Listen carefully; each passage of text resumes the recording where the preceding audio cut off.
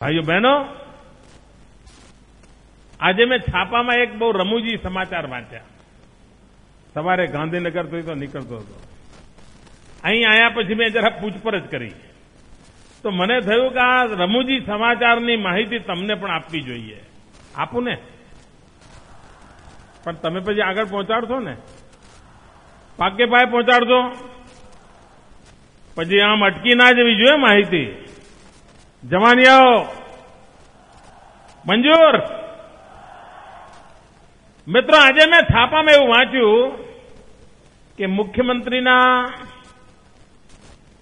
જૂનાગઢના મહોત્સવની અંદર 800 રૂપિયાની ભોજનની ડીશ પીરસવાની છે. બોલો, વાંચ્યું ને બધાએ? મેં પૂછ્યું, ભાઈ એકે ભોજન સમારંભ તો છે જ નહીં આખા કાર્યક્રમમાં. આ ડીશ ક્યાંથી આવી? ખાવાનું ક્યાંથી લાયા? તમારા કલેક્ટરે મને માહિતી આપી, બહુ મજેદાર છે. અહીંયા જે અન્ય રાજ્યના અધિકારીઓ બધા આવ્યા છે એમને જમાડવા તો પડે. કોઈ ભોજન સમારંભ નથી. પરંતુ એમણે જે ટેન્ડર મંજૂર કર્યું છે એ ટેન્ડર એવું છે કે 2 ટાઈમ ભોજન અને 2 ટાઈમ ચા નાસ્તો, એનો કુલ ખર્ચનું ટેન્ડર છે એક વ્યક્તિનું 132 રૂપિયા. કેટલું? છાપામાં શું લખ્યું છે? 800 રૂપિયા.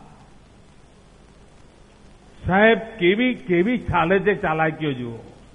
પછી મેં કહું, ના એવું ના હોય યાર, કંઈક તો હશે. એમને એમ ન છપાય.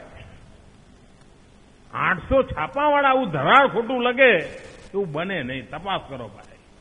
તો પછી તપાસ કરી કે આજે સાંજે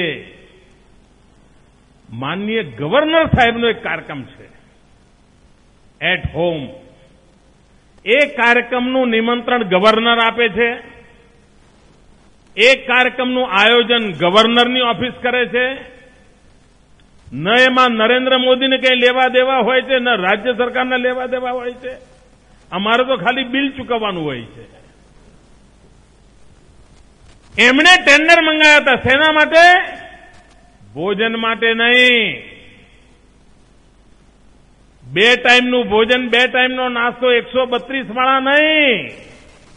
એમણે ટેન્ડર મંગાવ્યું હતું સાંજે 4:30 વાગે જે એટ હોમ થાય છે એ એટ હોમમાં જે લોકોને બોલાયા હોય એમને નાસ્તો અને ચા આપવા માટે. અને એમાં જૂનાગઢના એક મહાશયે ટેન્ડર ભર્યું હતું 700 રૂપિયા. એક ડીશના 700 રૂપિયા. એ મહાશયનું નામ જાહેરમાં મારે બોલવું નથી, બોલતો નથી.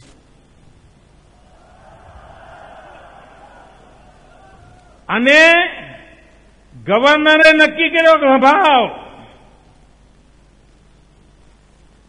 એને થયું કે આ 700 વાળું કરવા જઈશું તો કઈ આબરૂનો લીલામ થઈ જશે. જો મોદીના ડિપાર્ટમેન્ટમાં ગુજરાત ભાજપની સરકાર 132 રૂપિયામાં 2 ભોજન અને 2 ચા નાસ્તા કરાવી શકતી હોય તો આ એક ડીશનો 700 દેવા કેવી રીતે? પછી એમણે કઈ બીજા ટેન્ડરવાળાને બોલાયા, વાટાઘાટો કરી, પણ 800નું નથી બિલ. એક ભાઈએ 700 ભર્યા હતા, એ વાત સાચી. અને ભર્યા હતા એના કારણે કદાચ છાપાવાળાએ છાપ્યું હોય, પણ ગવર્નર સાહેબે જે નાસ્તો નક્કી કર્યો છે એનું બિલ ચૂકવવાના છે એક ડીશનું 250 રૂપિયા. ભાઈઓ બહેનો, ગુજરાતનું રાજભવન એ કોંગ્રેસ ભવન બની ગયું છે.